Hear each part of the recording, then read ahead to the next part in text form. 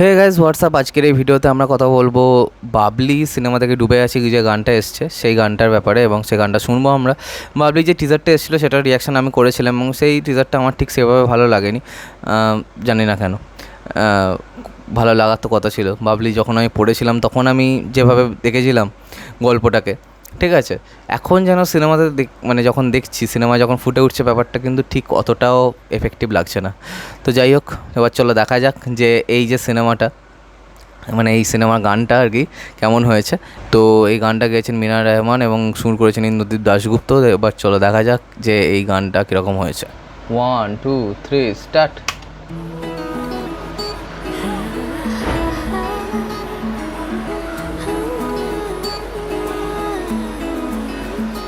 ডুবে আছি সেই আদর, সেই ভাবনাতে আমি বেশ তোমাকে ঘিরে আমার শুভশ্রীকে ভালো লাগছে। দিনের শুরু থেকে শেষ। ডুবে আছি সেই আদর, সেই ভাবনাতে আমি বেশ তোমাকে ঘিরে আমার দিনের শুরু থেকে শেষ।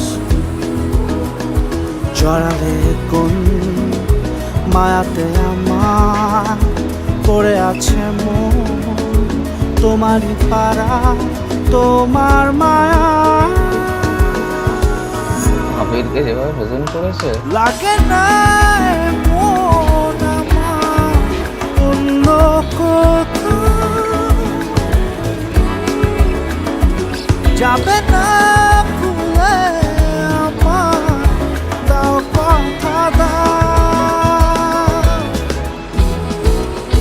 ডুবে আছি সেই আদর, সেই ভাবনাতে আমি বেশ তোমাকে ঘিরে আমার দিনের শুরু থেকে শেষ। ডুবেছি ভেসেছি সে ভালোবাসাতে ভারী এ দুজনে, এঁকেছি কত না ছবি যে আমি তোমারই মনে মনে। যখন গেছে ভাই গান ঘুমি তো আসে না এখন রাতে বিরেতে, আর গেলাম নিজেকে হারিয়ে চেয়েছি তোমাকে পেতে সারা বেলা। মিশেছো তুমি আমারই রচনা মজা। জড়ালে কোন মায়াতে আমার পড়ে আছে মন, তোমারই পাড়া তোমার মায়া।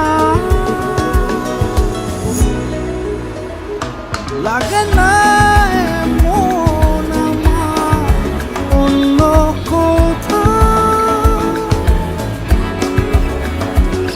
যাবে না ভুলে আমার, দাও কথা দাও।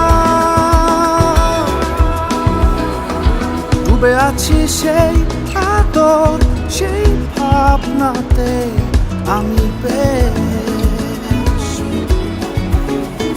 তোমাকে ঘিরে আমার দিনের শুরু থেকে শেষ।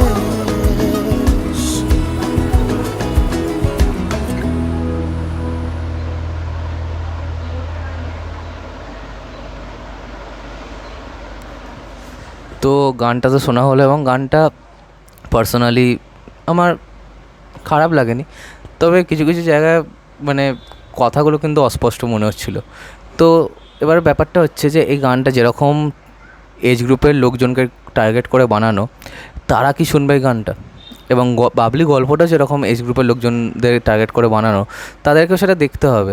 কারণ কি এখন কি ছেলেপুলেরা ওই গল্পকে আর পড়ছে, বা এরকম সিনেমা কি দেখছে? মানে একটা যে ইউথদের জন্য সিনেমা হবে, তো সেটা কোথাও না কোথাও ঠিক আমার না এই সিনেমাটাকে ভাইবটা ভালো আসছে না। তো I am hoping the best for this movie.